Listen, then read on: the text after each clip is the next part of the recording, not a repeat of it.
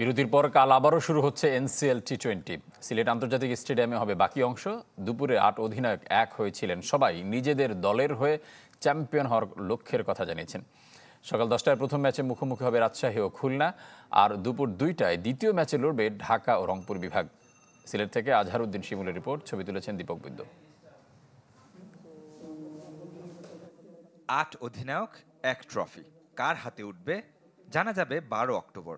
প্রথম আসর যেখানে শেষ হয়েছিল সেখানেই আবার ফিরছে ঘরোয়া টি-20-র দ্বিতীয় টুর্নামেন্ট এনসিএল টি20। প্রকৃতির বাধায় ১৬ সেপ্টেম্বর টুর্নামেন্ট পিছিয়ে দিতে বাধ্য হয় ক্রিকেট বোর্ড। বাতিল হয় রাজশাহী ও বগুড়া ভেন্যু। দুই শহরে দর্শক আগ্রহের পরও মাঠ ও ড্রেনেজ ব্যবস্থা ভালো না থাকায় এমন সিদ্ধান্ত নেয় বিসিবি। এবার সিলেটের নয়নাভিরাম পরিবেশে পঞ্চম ম্যাচ থেকে শুরু হবে শুক্রবার। আগের ৪ ম্যাচের ৩টি বৃষ্টিতে পরিত্যক্ত হয়েছে, তাই প্রায় শূন্য থেকে সমান অবস্থায় দাঁড়িয়ে নামবে ৮ দল।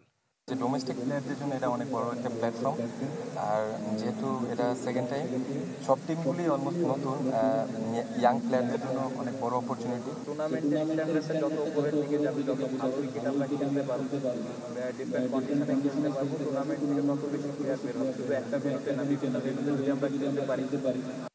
প্রথম আসরে সিলেট দর্শক টানতে পারেনি, দ্বিতীয় আসরেও সেই শঙ্কা স্থানীয় সংগঠকদের।